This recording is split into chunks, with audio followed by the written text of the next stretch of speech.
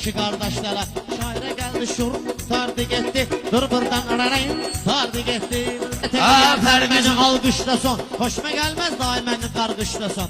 Ay etiram bir de bu tür kuşla son. Elə koyaram seni elimin dalıyla. Gelin apararlar seni vağzalıyla. Bana öz canımı tapşırırsan. Arzularımı ümidlerimi kırırsan. Kapraz eşeği kimi kışkırırsan. Ayna minerdim sana eşek kimi.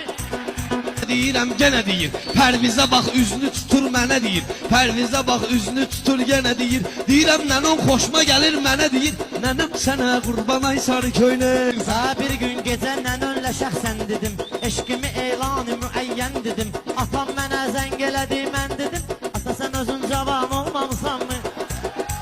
Pərvizin olmuşamsa şahidi, sözlərim olar sözünün aidi, sənlə danışan papon yox nənən idi, yuxun gəlir yat nənə qurban sənə, eylə kayfa bax nənə qurban sənə. Nənön bir dənə quşdu bağlı qəfəsdə, deyişdi dünyasını son nəfəsdə, babam gəldi oxdu qəbrinin üstə, bir vaxt əlimdən tutan, indi isə sakit yatan, ey gözəlim əlvida, yox səndən səndən yatan, kiməni görəni, palazı Kramın sözünde var mı?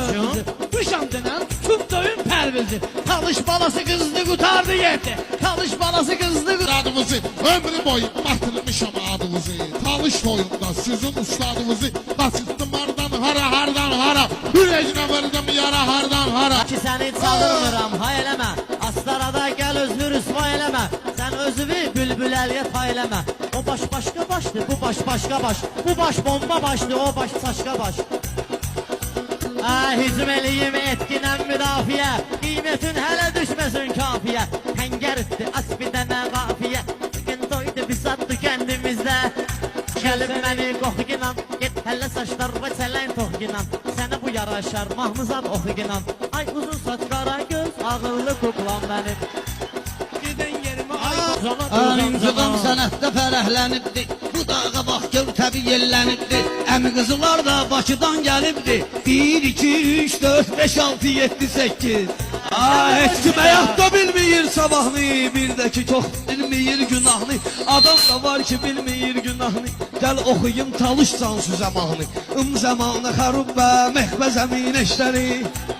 Biz ne için Ben buradan de Feyzi'ye veriyərəm Ne sözümdə. için özürlə biz dağa daşa düşək, sən elə oxu inan ki biz də başa düşək, kələm gül açdı inan Ali dilim dolaşdı.